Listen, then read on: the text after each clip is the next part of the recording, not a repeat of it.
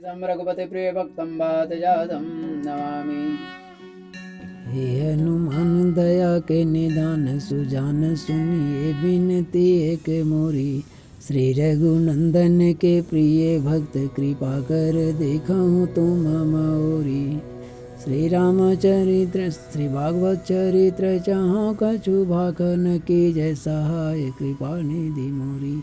अवदास निराश पुकार कर करुणा करी आवहु तु बर जो। चतुर्थ स्कंद अथ 10वां अध्याय। मैत्रेय उवाच प्रजापतिर्दुहितरं शिशुमारस्य वै ध्रुवः इमे भ्रमिं नाम तत् सुतौ कल्पवत्सरौ। मैत्री जी कहते हैं, विदुर जी, ध्रुव ने प्रजापति सुकुमार की पुत्री भ्रमि के साथ विवाह किया। उससे उनके कल्प और वत्सर नाम के 2 पुत्र हुए। इलायामपि भार्यायां वायुपुत्र्यां महाबलः पुत्रमुत्कलनामानं योषिदरत्नम्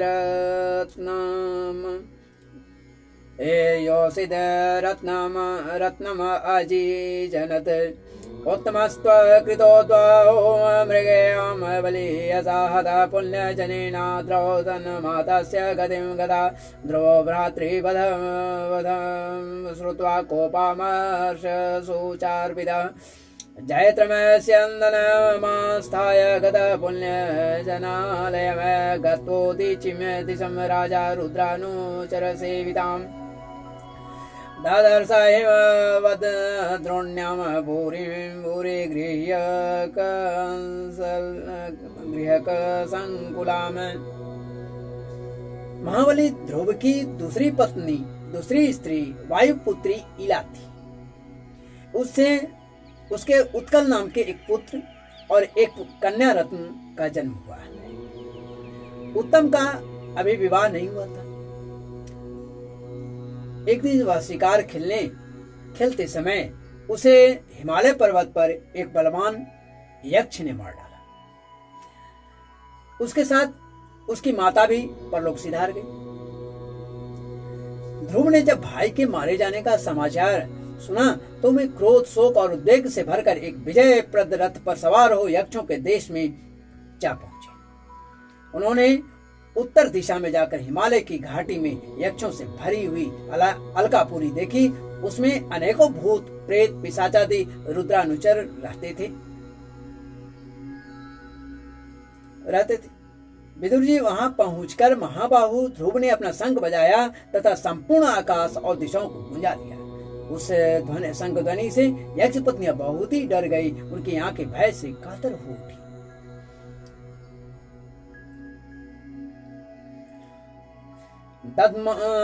दधमौसङ्कं बृहद्बाहोखं देशश्चानुनादयन येनोद्विग्नदृशः छत्तदरूपदेव्योऽत्र सन्नभृतम्। ततो निष्क्रम्य वलीनवदेव महाभटाः अशान्तस्तल्लीनादम् अभिपेतुरुदायुधा सातनापततो वीर उग्रधन्वा महारथ एकैकं युगपत्न सर्वान् बाणैस्त्रिभिः देवै ललाटलग्नैस्तैरीषुभिः सर्वैः मत्वा निरस्तमात्मानमाशंसन् कर्म तस्य तत्। देवी चामोमृष्यन्तः पादस्पर्शमिवोरगाः शरैर्विध्यन् युगपद् द्विगुणं प्रचिकीर्षवः। ततः परिघनिस्त्रिंशः प्रासशूलपरस्वधै सकतिष्ठिभिर्भूषुण्डिभिः विचित्रवाजे शरैर्भि।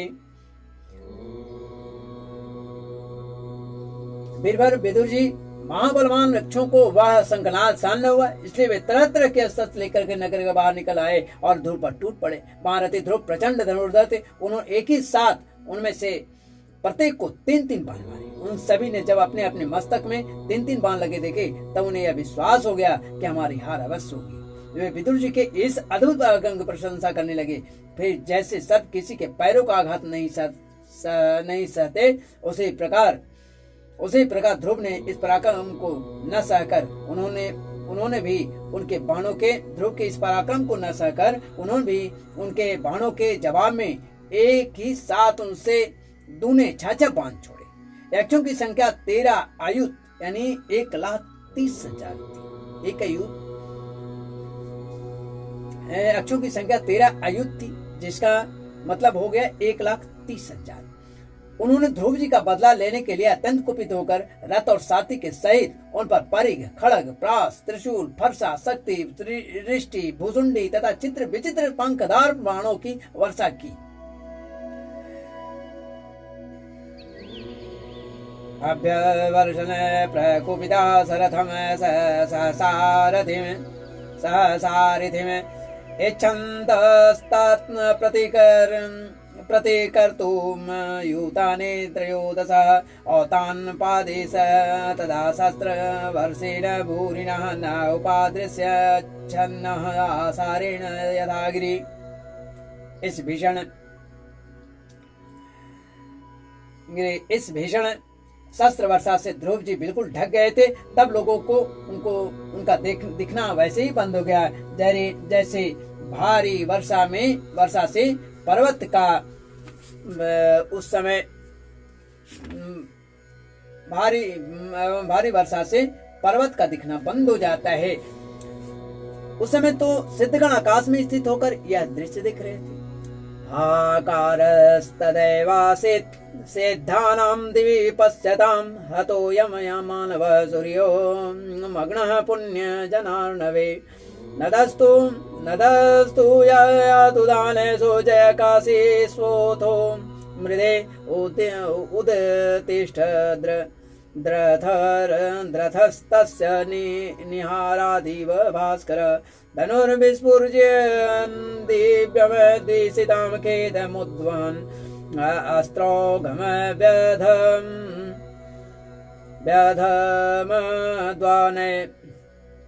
अस्त्रोघमव्यधमद्वाणैर्गणानीकमिवानिलः तस्य ते चापमेर्निर्मुक्ता भेत्वा बर्माणि रक्षसां कायानावेशोस्तेग्मागिरिन सनयो यथा।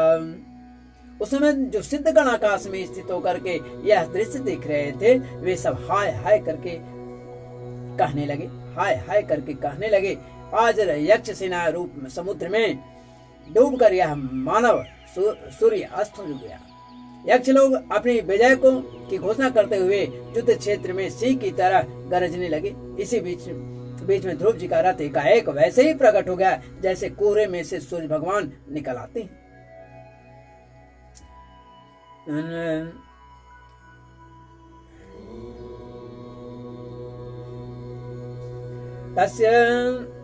तस्य ते चाविर्निर्मुक्तं भित्वा बर्माणि रक्षसां कायानावेशोस्तिग्मागिरेण सनयो यदा भल्ले सञ्चिद्यमानानां शिरोभिश्चारुकुण्डलैरुभिर्तालाभैर्वलयवल्गुभि हारकेयुर्मुकुटे रुष्णिश्चमाधने आस्त्रेतास्तारण भूभोरेनुर्वीरमनोहरा। ध्रुव जी ने अपने दिव्य धनुष की टंकार करके शत्रुओं के दिल दहला दिया और फिर प्रचंड बाणों की वर्षा करके उनके अस्त्र शस्त्रों को इस प्रकार छिन्न भिन्न कर दिया जैसे आंधी बादलों को तितर बितर कर देती है। उनके धनुष से छूटे हुए तीखे तीर यक्ष राक्षसों के कवच को भेद कर इस प्रकार उनके शरीर में घुस गए जैसे इंद्र के छोड़े हुए वज्र पर्वतों में प्रवेश कर गए थे। विदुर जी महाराज ध्रुव के बाणों से कटे हुए यक्षों के सुंदर कुंडल मंडित मस्तकों से सुनहरी ताल वृक्ष के समान जांघों से बलय विभूषित बाहुओं से हार भुजबंद मुकुट और बहुमूल्य पगड़ियों से पटी हुई वह वीरों के मन को लुभाने वाली समर भूमि बड़ी शोभा पा रही थी। हतावशिष्टा इतरेरनाजिरद्रक्षो गणा क्षत्रियवर्य सायकै प्रायो विवृक्ना वैवावे विदुद्रुवुर्मृगेन्द्रवि क्रीडितयूथपाइव तपस्यमान सतता तताइनं महामृधे काञ्चनमानवोत्तम पुरीं दिदृक्षन्नपि नावे सद्विषां न मायिनां वेद चिकीर्षितं जनः इति ब्रुवंश्चित्ररथ स्वसारथि यत्तः परेषां प्रतियोगशङ्कितः शुश्राव शब्दं जलधेरिवेरिदं नभस्वतो तेक्षुरजुन्वदृश्यते। नरश्रेष्ठ ध्रुव जी ने देखा कि उस विस्तृत रणभूमि में अब एक भी शत्रु अस्त्र शस्त्र लिए उनके सामने नहीं है, तो उनकी इच्छा अलका पुरी देखने की हुई, किंतु वे पुरी के भीतर नहीं गए। वे ये मायावी क्या करना चाहते हैं, इस बात का मनुष्य को पता नहीं लगता। सारथी से इस प्रकार कहकर वे उस विचित्र रथ में बैठे रहे तथा शत्रु के नवीन आक्रमण की आकांक्षा से सावधान हो गए। इतने में ही उन्हें समुद्र की गर्जना के समान आंधी का भीषण शब्द सुनाई दिया तथा दिशाओं में उठती हुई धूल भी दिखाई दी।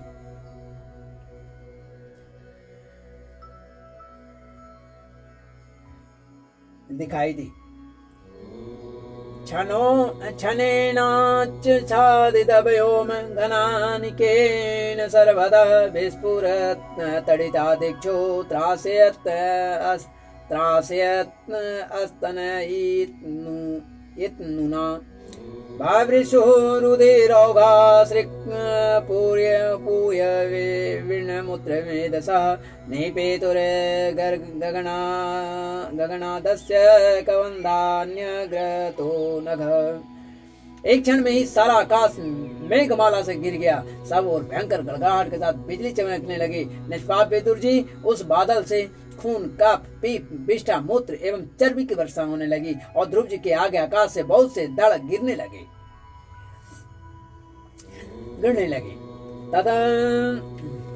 तथा खेदृशत गिरिर्निपेतो सर्वतो दिशं गदा परिगणिस्त्रिंशमूसलास्मवर्षिणः आयोसनिनिः श्वासा भमन्तो गुणिमनुषाक्षिभिः अभ्यधावन गजा मत्ता सिंव्याघ्राश्च यूथस। फिर आकाश में एक पर्वत दिखाई दिया और सभी दिशाओं में पर्वतों की वर्षा के साथ गदा, परिघ, तलवार और मुसल गिरने लगी। उन्होंने देखा कि बहुत से सर्प वज्र की तरह फुफकार मारते रोषपूर्ण नेत्रों से आग की चिंगारियां उगलते आ रहे हैं। झुंड के झुंड मतवाले हाथी, सिंह और बाघ भी चले आ रहे हैं। प्रलय काल के समान भयंकर समुद्र अपनी उताल तरंगों से पृथ्वी को सब ओर से डुबाता हुआ बड़ी भीषण गति के साथ उनकी ओर बढ़ रहा है।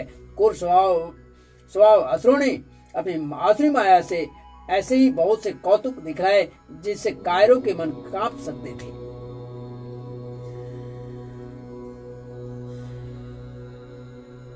समुद्रोर्मेर्भीमप्लावेन सर्वतो भुवम् आसासाद महाह्राद कल्पान्त इव भीषणः। एवं विधान्यनेकाने त्रासनान्यमनस्विनां सहस्रेजुस्तिग्मगमतया सूर्या मायासुरा ध्रुवे प्रयुक्ताम् असुरेस्तां मायामति दुस्तरां निशाम्य तस्य मुनय समागता। ध्रुव जी पर असुर ने अपनी दुस्तर माया फैलाई है, यह सुनकर वहां कुछ मुनियों ने आकर उनके लिए मंगल कामना की है। मुनियों ने कहा, औता निपादे भगवान स्तव सारंग धन्यवाद देव छिन्नो त्ववनतार्तिहरो विपक्षाम् यन्नामधेयं विधयाभिधाय निशम्य चाद्धा लोकोञ्जसा तरति दुस्तरमङ्गमृत्युम्। मुनियों ने कहा, उतानपाद नंदन ध्रुव शरणागत भयभंजन सारंगपाणि भगवान नारायण तुम्हारे शत्रुओं का संहार करें। भगवान का तो नाम ही ऐसा है जिनके सुनने और कीर्तन करने मात्र से मनुष्य दुस्तर मृत्यु के मुख से अनायास ही बच जाता है। बोले श्री लक्ष्मी नारायण भगवान की जय। इति श्रीमद्भागवते महापुराणे पारमहंस्यां संहितायां चतुर्थस्कन्धे 10वां अध्याय। ओम